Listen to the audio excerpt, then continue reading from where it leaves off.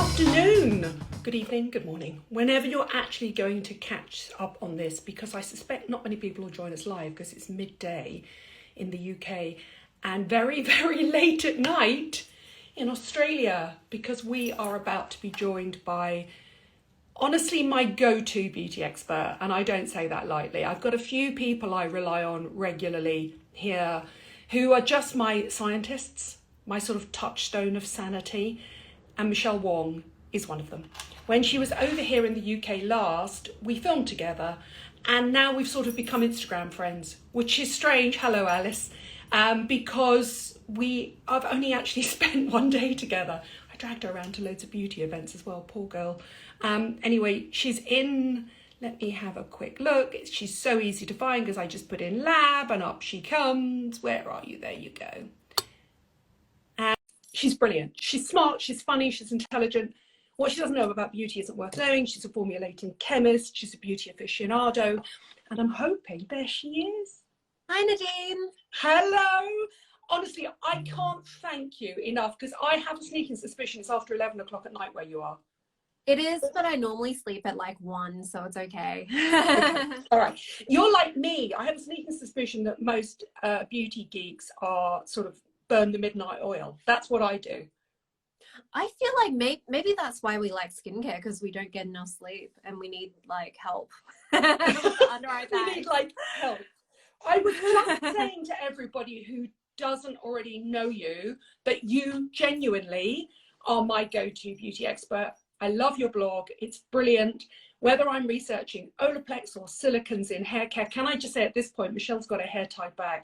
This woman abuses her hair like nobody I know, and yet it's still in amazing condition. I do. You're the ultimate mythbuster for me. Just give us a really quick CV to anybody out there, and I don't believe there's anybody out there who doesn't know who you are and what you do for a living. You're so nice to me, Nadine. Thank you. So yeah, my name's Michelle. I'm Lab Muffin Beauty Science. I have a PhD in chemistry, specifically like medicinal supramolecular chemistry, which is like how molecules interact with other molecules. And I just finished a diploma of cosmetic formulation as well. Congratulations. Thank you. So in your day-to-day life, what do you do to pay your bills? Well, now I'm doing this full time, which is really nice. Yeah. Because I think it's about 2 years since we saw each other. And in those days, you were hard graft within universities lecturing, weren't you? At the front line of education. Yeah, so I was teaching at a tutoring college, and I was actually head of chemistry there. And so I was hiring teachers, teaching classes, and also writing the teaching materials for the other teachers. And now I'm still teaching there because I really enjoy it, and it's like a really nice environment. And also, like, I think talking to teenagers kind of keeps me, you know, like sharp. Just having teenagers just yell at me and abuse me. No, they're really lovely kids. But yeah, so I still teach there a couple hours a week. Not right now because it's lockdown in Australia, but soon that's starting up again. Okay. Oh, fingers crossed, genuinely for you.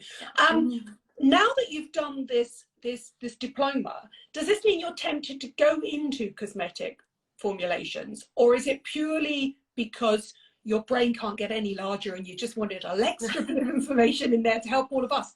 Because genuinely you are my go-to person. Well, my passion is more education and that sort of thing, rather than like getting in a lab and getting my hands dirty, although I do want to do that a bit as well. But yeah, it is mostly for educational purposes, I think.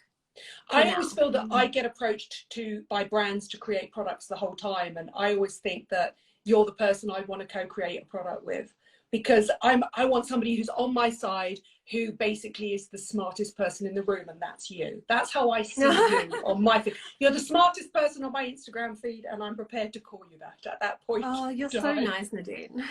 Right, without further ado, because what I think is interesting is, and the reason I started this 10 out of 10 series was because I wanted to ask informed, educated, interesting people, but I also wanted to ask people who have different hair needs and skin needs to me. And also, I'm hoping you're going to share some brilliant Australian brands that maybe we don't know. but dive straight in, hair, makeup, skincare, whatever you want. I can guarantee you, if Michelle Wong loves them, they are worth putting on your shopping list. And go, Michelle. Okay, so I think I have to start with skincare because that's what everyone knows me for. And this is probably no surprise to anyone, but Tretinoin. This is not really a cosmetic product. This is a prescription only product. But in Australia, this is incredibly cheap. This tube is about $25. And you can get a prescription from a GP if you have a GP who understands skincare sort of. You can also go to a dermatologist, but yeah, vitamin A. The reason I like it is firstly, super cheap in Australia.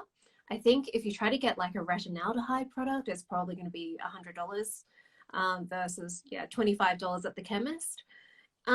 Also, because it's prescription only, it's a properly regulated drug. And I think we all know now that one of the big issues with retinol is that it's unstable. And so sometimes you get a retinol and it works really well if it's a brand who's done their homework. But if you get a different brand, sometimes it's dead by the time it gets to you.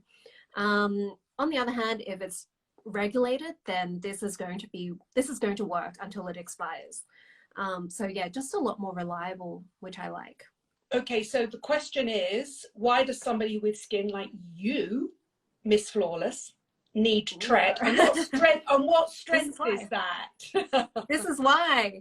So retinoids are like the #1 anti-aging, anti-acne skincare ingredient, and tretinoin is, you know, the queen of the pile.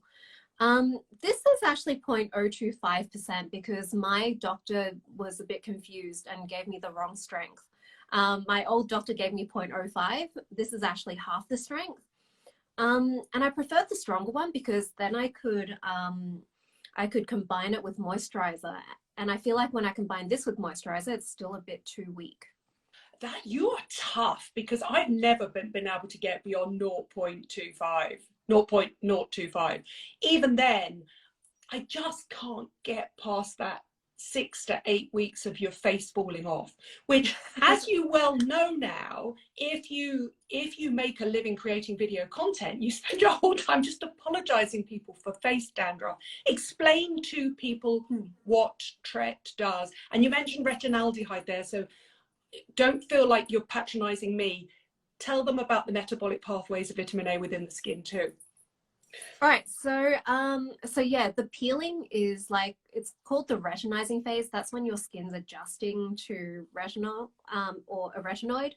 It makes your skin turn over faster, so your skin exfoliates faster, which is why you end up with so much flaking. And also there's a lot of irritation involved as well. So you can just slowly build up, and that tends to help. So you can put it on for 10 minutes, wash it off, half an hour, wash it off.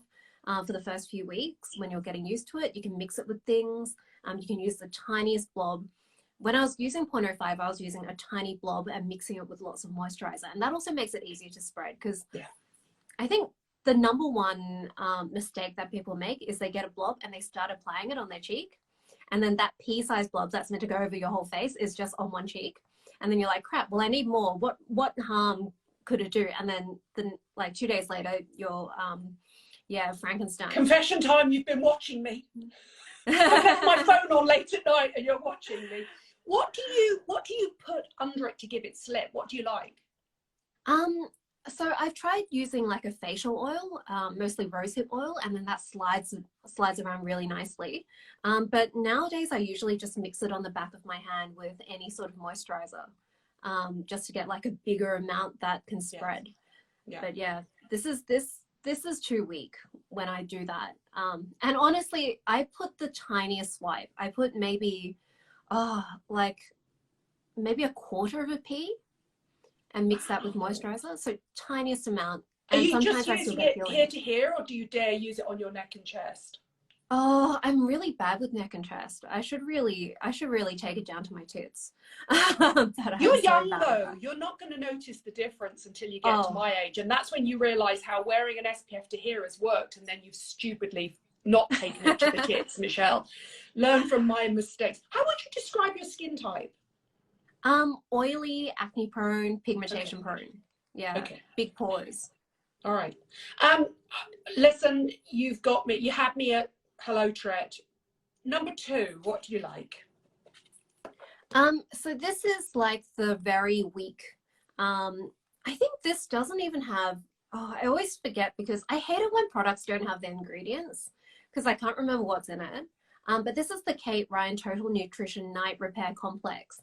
This is like a tiny indie brand. And they sent their products to me one day out of the blue. I put it on, I woke up the next day and my skin was just really nice. It was just glowing, happy. So yeah, this is my night before filming a YouTube video cream. And is it a resurfacing acid, do you think? What do you think it is? And who is Kate Ryan? Because we don't know her in the UK. Oh, honestly, I should have looked this up. She You're human. You're human, lab muffin. Oh, it's bad. Like if it's not like stuck to the packaging, I'm always at a loss. So it's a US brand. I think it's available on Amazon. But I'll find yeah, it, don't worry. It's just a mix of everything. So I think it's got nice, I've listed it all out once and it was like 10 things, but it's got tiny bits of everything. I don't think it has too much of a resurfacing acid, maybe a little bit, but again, just tiny bits of everything. And then the next day it's just beautiful, plump, glowing skin. Perfect. And also it's got the magic, what you love. Yeah, that's it. Yeah, the pumpy top. I love the pumpy top. The pumpy top. We love those. They're the ones you push down and it's ready dosed and comes out. I love them. I absolutely love them. Right, next one. Okay, the next one, I'm gonna have to do a sunscreen, and this is the Ultraceuticals. Of course you are. You're in Australia. Yeah, well, yeah, and it's an Australian sunscreen. This is the Ultraceuticals Ultra UV Protective Daily Moisturizing SPF 30 Mattifying. Awful name. But this thing is the sunscreen that got me to wear sunscreen every day. And the reason is because it's not oily, it's not greasy, it's not occlusive. And does it give a genuine matte finish, do you think? It's matte. It's as matte as you can get while having a moisturizer, I think. So decent enough mattifying. And it's just really good in terms of it's really wearable, it's really comfortable, it rubs in nicely, it doesn't sting my eyes. It's just, it has everything I want, except I guess it could be nicer if it was SPF 50 plus, but I've never found like a perfect, absolutely perfect SPF 50 plus sunscreen. When I did my sunscreen videos this summer on YouTube, the first thing I said was I tested all the 50s first and I had to get them out of the way because I was so looking forward to getting back to the SPF 30s. And we all know why we need an SPF 50 because the vast majority of us don't apply enough of the stuff. But if you can just guarantee you apply enough of the stuff in SPF 30, suddenly the different bases and formulations opens up for all different skin types. It's amazing, amazing. We had ultraviolet launch over here this year as well, and the whole of the UK went crazy for it. Crazy for it. That's so good. I think the only problem I have with it is well, this is really expensive as well, so I guess I can't really say that. The scent is a little bit strong for me. Like I love it, but sometimes I'm like, oh, I don't want to smell this for more than 10 minutes. Like some days I'm just like, I don't think I can handle that much fragrance. So this is a bit less fragranced. But yeah, the Supreme Screen is so good as well. I love it. I had loads of IPL and laser on my face for redness and for pigmentation. And my dermatologist put Supreme Screen on me straight afterwards because she knows what I'm like. And even though it was sort of probably by the time I left, it was 6 o'clock on an English day, she was like, no. And she was like slathering it all over me. I agree with you on the fragrance, by the way. I agree with you. Do you use because this is what I recommend to people who have trouble getting an SPF in their routine, is skip the moisturizer and just use an SPF. Yeah. Yeah, I mean, I've got oily skin, so most of the time I get away with like minimal moisturizer. Usually a serum is enough. But yeah, I definitely skip moisturizer. I know some people even put oil on before their sunscreen, and that seems to work for them. I wouldn't recommend mixing them together. But yeah, I think moisturizing sunscreens is definitely a really good 2-in-1 thing. And I also think for a lot of people, if they just don't want that extra step but know they need to use an SPF, and because SPFs have come a long way, for me, I can use a vitamin C serum, a hyaluronic acid, and straight in with an SPF. And then if I Nice. can put my moisturizer, my makeup on top, I'm happy. And that seems to be as many layers as my skin can take before things start to roll off. So it's just practical advice, I think. So yeah. Yeah, and I mean, there are some sunscreens that just start rolling off anyway, even without all that stuff. What is that causes pilling? Is it a sort of misalignment of different silicons? Is it always silicon related because for me, I think the way you notice it tends not to be when you put the skincare on, but sometimes when you put a silicon based foundation on the top, and then it's almost like two silicons are going, I don't want to be together, and they start shedding. Or is that me oversimplifying it? I think it's pretty much it. Usually it's not even two silicones, it's the silicone and the film former sometimes in the sunscreen, which isn't always a silicone.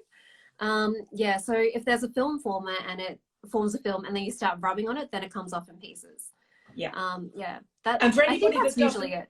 Yeah, for anybody that doesn't know what a film former is, if anything, sort of, it has a sort of slightly lifting, tightening effect on the skin and blurs your lines, and you feel it tighten on your skin. The chances are there's some sort of film former, and yeah, that's it. Yeah, they're the ones I always recommend to people that you pat on very, very, very carefully, because the minute you roll them, they start coming on. Right, product number 4. Product 4, Paula's Choice BHA 2% liquid. So this is like the oily person's best friend. This was actually the very first skincare product I ever bought, all the way back in, I think it would have been 2009. Back then, this was a massive splurge as well, for me as a PhD student. This thing it's just so, I don't know why, but I feel like no one else has managed to do a salicylic acid product quite as good as this. And this formula has barely changed for 10 years, and yet I don't know why no one else can do this. It's so weird. It's very interesting, isn't it? This product, which is the primary product I recommend to any mums who slide into my DMs and say my teenagers are starting to get blackheads or congestion or breakouts. It comes in 3 formulations actually. They're all 2% BHA, which is salicylic acid. There's a liquid, a lotion, and a gel. And essentially you just choose whatever your skin likes. So for example, I hate the liquid because to me it feels slightly oily and I just don't really like the residue. I love the gel, but then I've never had diffuse breakouts. I get one ingrown hair or one spot, and I like that gel to be targeted on it. But for a lot of people, they like the lotion, which is a slightly more milky one. But either way, they were the first products that Paula Begon created, and they're cult bestsellers for a reason. I'm with you on them. Do you still use it to this day, or do you not need it? Yeah, no, I need it. I have lots of blackheads, like standard oily person face, blackheads. I also get a lot of hormonal breakouts, and a lot of breakouts just from sunscreen, just from trying out different sunscreens, because my skin hates sunscreen, which is the worst thing to have as a skincare person. A possum just ran over my roof. Anyway. If it makes you feel any better, I don't know if you've ever met Paula or interviewed her, but she can't cope with any form of vitamin A on her skin. So she said, I'm literally like, what the hell's going on? How can I be a skincare brand owner who works with formulating chemists that cannot even take retinol esters? Like, she can't even take a retinaldehyde. Yeah, I know. She's just like, that is weak. Wow, I did not expect Paula's skin to be that weak sauce. I know, and it's also the reason why if ever you interview her, she almost has sort of orangey fake tan hands, and it's not fake tan. She uses so much vitamin C, it starts to oxidize on her hands. Oh, that's hilarious. My other top tip with Paula's Choice 2% BHA liquid is it's really good for ingrown bikini line hairs as well. Huh. I've never tried that. I will try that next time. Right, product number 5. Product 5 is, I think everyone knows this is like one of my top favorite products of all time. This is the Then I Met You Living Cleansing Balm. It is so good.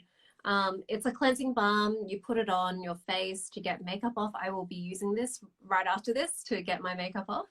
And cleansing balms, like, the thing I like about them compared to cleansing oils is that you can get them on your face much more easily. Like, you don't have to like try to tip it on your face or anything. You just like it goes where you want it to. And this just smells really nice. It's I think it's essential oils, which I know everyone, Paula, sorry Paula, I'm sure Paula hates me right now. This is actually a brand new tub. I don't mind my with cleansers because I don't think they're on your skin for that long. I suffer from perioral dermatitis, so I have to be careful with essential oils. But even I like an essential oil in a cleanser. Oh, this is so good. Yeah, it's just perfect. It just feels like a whole spa experience. It's like my little fancy moment every night. Your little self-care moment. Yeah, like I'm pretty bad with self-care and skincare. I'm like, just slap it on my face and let me sleep. Sleeping is my self-care, letting myself sleep for longer. But yeah, this thing is my luxe moment. Yeah, we cut from the same cloth. I was on a panel the other day and somebody was talking about self-care and skincare, and I was like, I think your skincare is cleaning my teeth. It's not a pleasurable moment. I'd rather be out with my girlfriends drinking margaritas. I just want it to work. Yeah, like I understand, for that. But I don't. yeah. And then does that rinse, because obviously I've never tried this product. Again, I don't think it's one we get commonly in the UK, so I'll have a look for it on Amazon. So rinses clear away in water, takes off all of your eye makeup. Do you use a cloth as well? Depends. So if I'm going into the shower afterwards, this will mostly rinse off. It leaves a little bit of an oil on your face. I think you might be used to this because I've noticed that in the UK all your balms leave an oily layer. They do. Yeah, and you can always tell if anybody's watching this and they don't know if you've got a residue. When you look at the water on your skin, the water will sit up in tiny little, or on your hands, on the back of your hands, the water will sit up in tiny little bubbles. Yeah. Yeah, so this is very similar to that. So it's not quite what you expect from like an Asian balm, which usually rinses clean off. So it leaves a little bit, but like the little bit doesn't seem to bother my skin, which is nice. Yeah, I have to admit, personally, I like the Asian balm. So the principles of the oils and balms that came out of the Shiomura school of thought, which is that they start like an oil, but actually they just turn to a milk. And then you just end up with really hydrated skin. But that's interesting that a younger person who is prone to breakouts would prefer something that leaves a slightly oily residue. I normally don't, but I think this is just an exception because, yeah, it seems to act like a moisturizer, and I think I just like it so much that I put up with it. Loads of my followers are saying it's on Cult Beauty, so there you go. I'll credit Cult Beauty for it, so that's brilliant. Next product. So I think that's the end of my skincare actually. Was it hard to choose? Was it hard to choose just 10 products? It really was. Like, that was really mean of you. Listen, we can come back and do the next 10. I've got no problem spending as many lives with you as I can. Look, I will plug you in directly to my followers because I know I love you, so that's fine. But like, honestly, 3 days ago, I was like, to-do list, work out 10 products over the next 3 days. But otherwise, you know, we'll still be here and it'll be 1 and 2 o'clock in the morning and your boyfriend will be going, "Come on, Michelle, shut up." Yeah, he's already like in bed waiting for me. So I think the next product is hair. So this is the Toni & Guy Volume Addiction Conditioner. So it's a volumizing conditioner, but the thing I like about it is it has this ingredient which I'm obsessed with, amodimethicone. And it's always on sale at my supermarket for it's $8 Australian, which I think is maybe £4. Normal price is double that, but it's always 50% off. And this thing is just amazing for repairing. It's really good for feeling like it's repairing super damaged hair. So amodimethicone is a special silicone. It doesn't really cause buildup because it's got a positive charge. So once you have enough on your hair, no more sticks on. And so it leaves the most perfectly thin layer of silicone that just keeps your hair soft, protected, light. I've had a lot of people with curly hair mention that amodimethicone works for them because I think a lot of curly haired people, they're like weighing down, the curls uncurl and look terrible. But yeah, amodimethicone. And you're happy at amodimethicone, again, an active ingredient I found on your blog, because when I went through two hair disasters, the first one was I had a Brazilian or a permanent blow dry system that broke my hair off. So I needed something to weigh down the dry damaged ends. And then I had some balayage and it all broke off all over again. Dimethicone. I'm literally Googling Michelle Wong, Lab Muffin Beauty Science, dimethicone, and I'm looking for it. So everybody that thinks that all silicones are bad in beauty, that all silicones weigh your hair down, that they clog your skin, please, please, please follow this woman. It's an amazing ingredient. It's really, really, really interesting. And if you've got, I mean, we can't really see your hair here, but normally Michelle has super long hair, which she bleaches white. And that takes a lot of bleach to get her hair white, trust me. And then she puts all these beautiful colors in it. And honestly, hand on heart, anything that can target those dry, damaged ends and give you some sort of shine and control.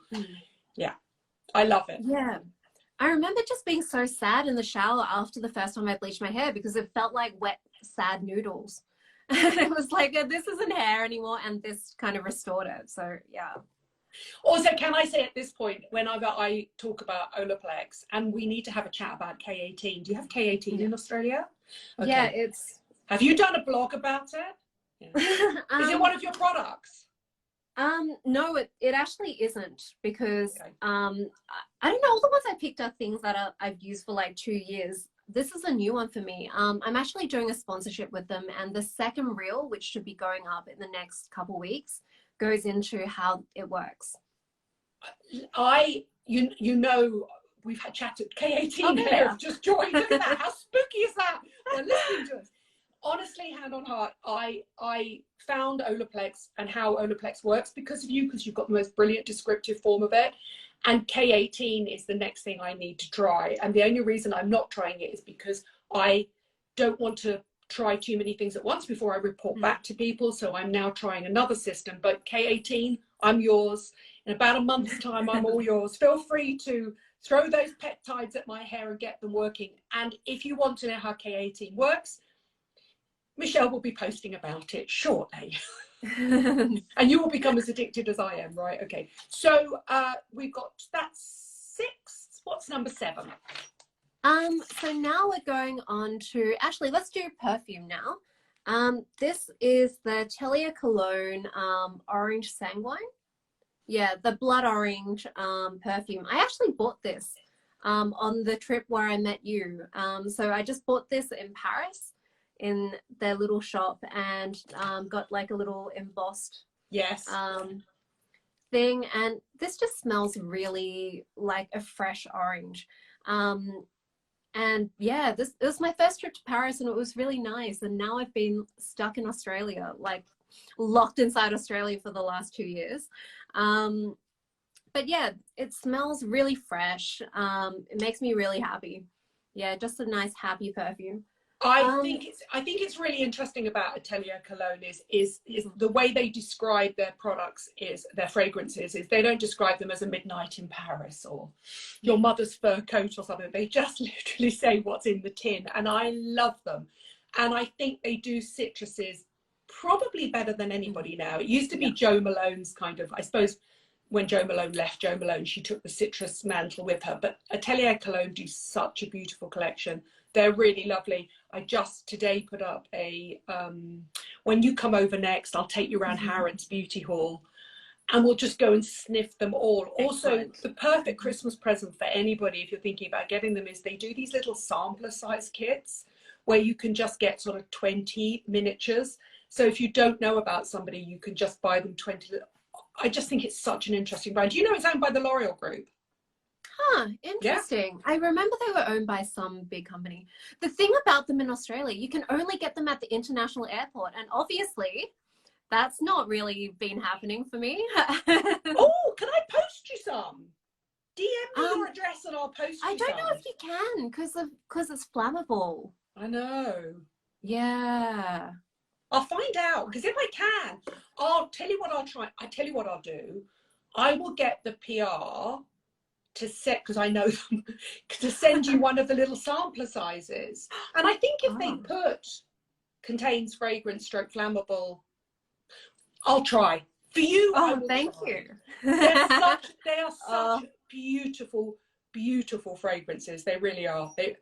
And I genuinely, we were chatting about essential oils. I love the smell of essential oils, but generally I try to use unfragrant skincare because of my perioral dermatitis.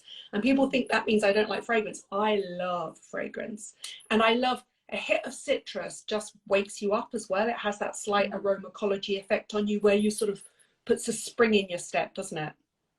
Yeah. Oh, you're like my fairy godmother, Nadine. That's what I love to be. I could have called myself the beauty fairy godmother. Right, where are we up to? 7, 8. So 8, this one, I'm so annoyed about this one. This is a cushion compact from Indonesia, from a brand called Rollover Reaction. Now, Indonesia is, I think, the 4th biggest country in the world in terms of population. And they have this whole beauty industry that, with brands that are giant there, We that know we've never heard nothing of. about. Nothing about. Yeah. It's so bizarre. But I went to Indonesia, I think late 2019, for a beauty festival where I gave a talk. That was also where I met Charlotte Cho from Then I Met You, and she handed me one of these across a breakfast buffet table. This brand is, I don't know if you've probably tried, you've tried everything, Nadine. Of course you've tried these. This is like a cushion compact. Yeah. And so you've got your little cushion sponge, which I have misplaced, and you dab it on, and this, they managed to find the perfect color for me. I think this only comes in a bunch of colors, but conveniently, because it's an Indonesian brand, they're perfect for Asian skin, and the one they gave me was perfect for my face. And what yeah, because they're only, Michelle, sorry. Do you know, can you see what shade it is, or has it rubbed off? It's called Custard Tart. Okay. Yeah, so it's a yellowy based one. Okay. Yeah. And did you say Rollover Reaction? Yes, that's what it's called. How cool. Do you know, it's so interesting how, I don't know why, because in the UK or in America, we think the whole world revolves around France and America. It's ridiculous. And then suddenly we get introduced to all these amazing Japanese, Korean skincare ranges. I've been to Indonesia. Indonesia, I think, is the 3rd most populous country in the world. It covers a massive area. So you've got everybody who looks, so there are people who look like you. There are people who would look more the way we think in the UK of being a diaspora from Pakistan and India. It's obvious they're going to have this amazingly huge beauty industry, and yet we hear nothing about it. It's so strange.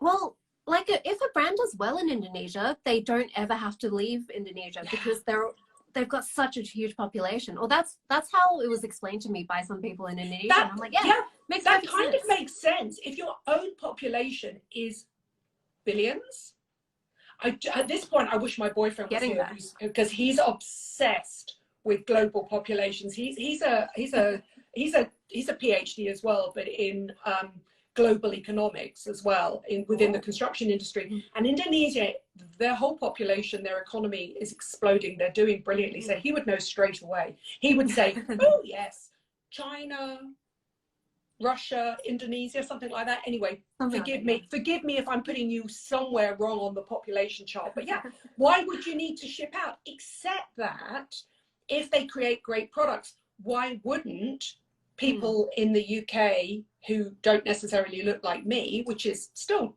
20% of the population, why wouldn't they want to buy those products? And I'm obsessed with J&K products. So, and if that color, if that product was in Custard Tart, quite often I use things from NARS that are called custard. They're under eye concealer. Why wouldn't I love it? Have you tried I think it's the L'Oreal group that do them. I think Lancome might do one, or they used to have one. I think I might have tried it, but I don't know.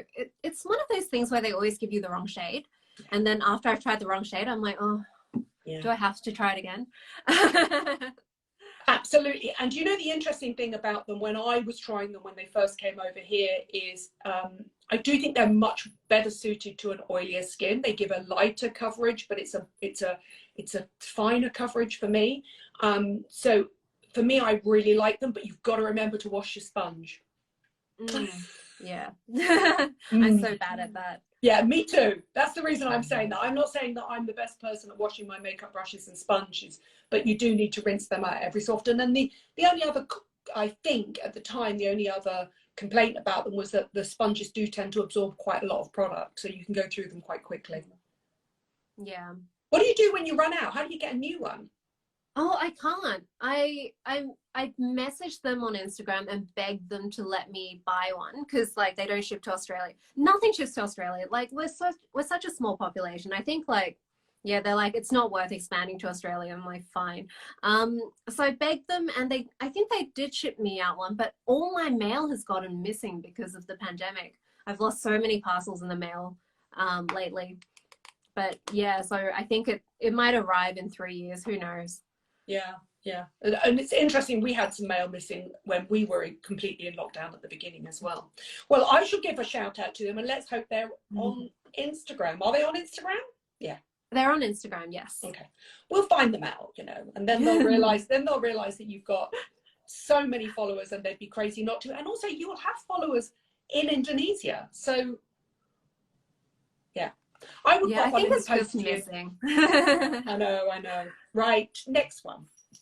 All right, this is Revlon Toast of New York. This is the lipstick I'm currently wearing, and I've been wearing, I think, in YouTube videos for like my last 10 YouTube videos because this is just such a beautiful shade. It's gorgeous. A brickish red. It's not really red, so it's almost casual.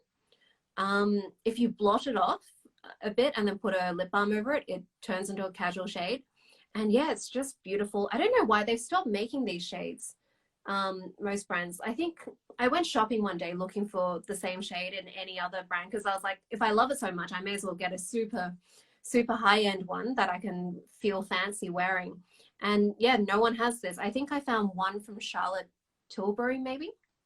She's done a lot more brick red and brick colored nudes because she comes under a lot of criticism for calling things nude but actually they're brick based.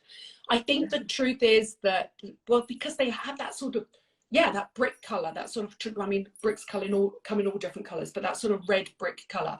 But I think she's smart. I think she knows that they suit most people in the Middle East, which is where she's selling a lot. They just suit people with a yellow undertone. They're just really popular.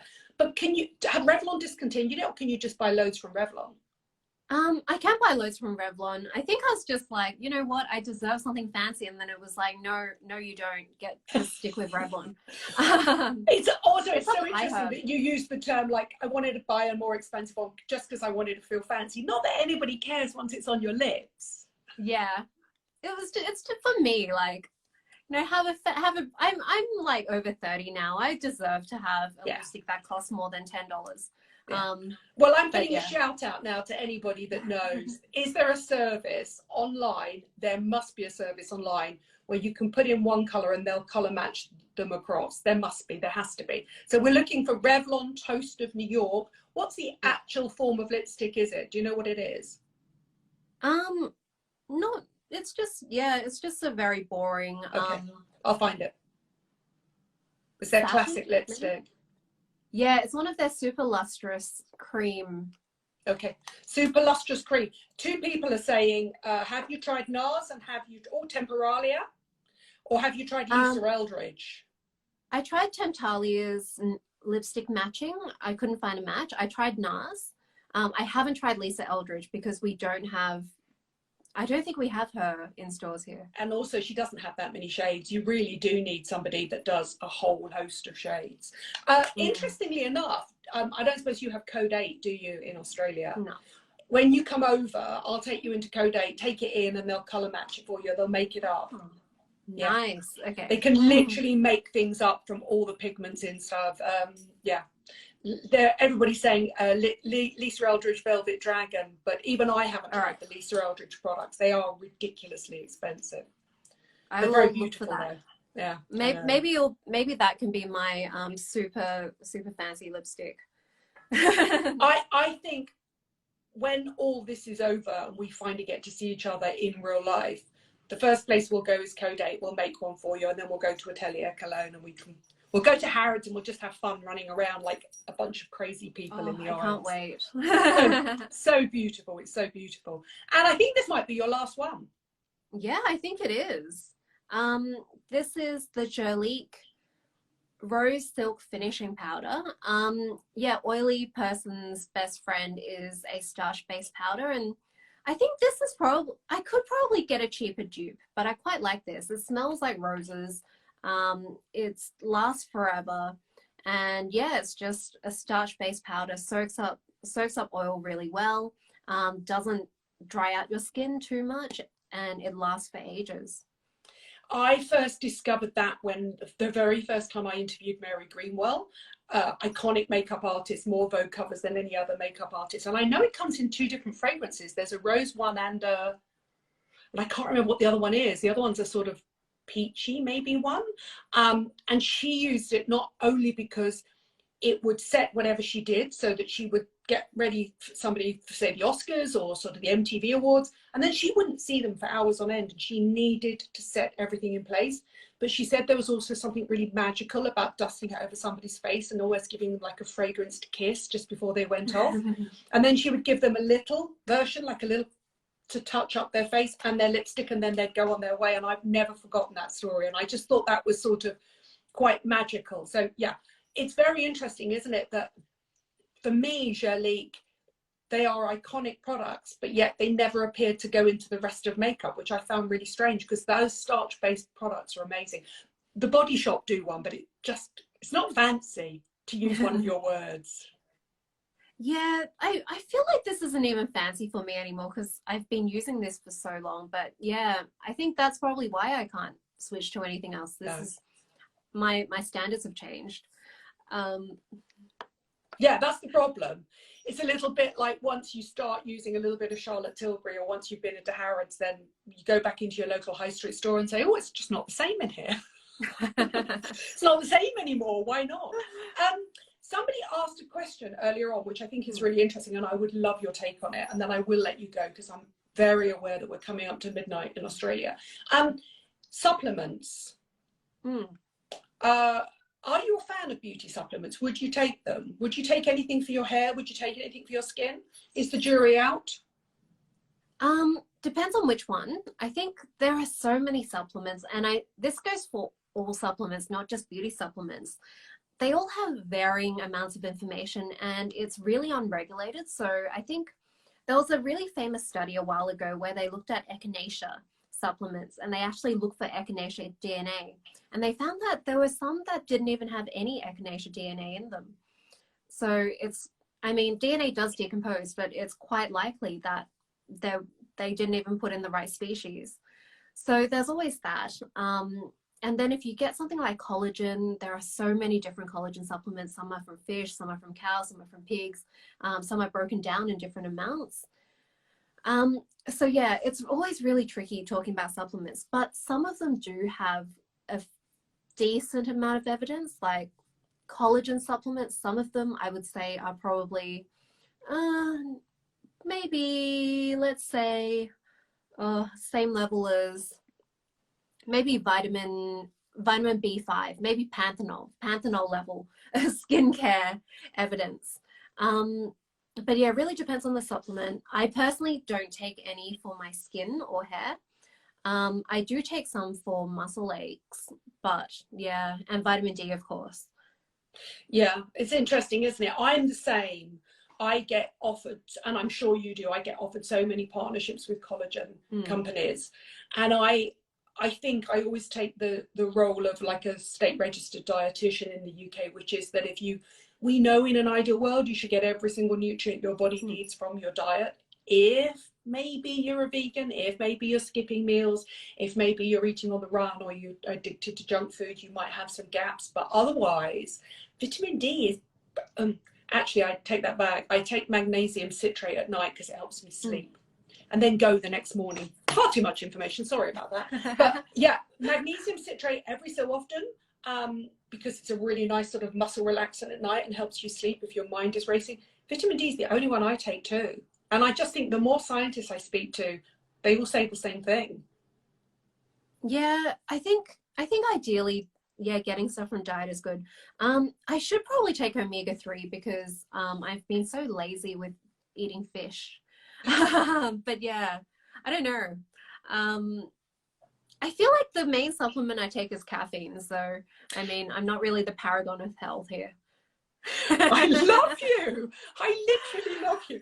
I'm not only your sort of fairy godmother, I'm also the wicked witch of the East, because the times I say to people, and in fact I joke sometimes, this video has been brought to you by Pepsi Max.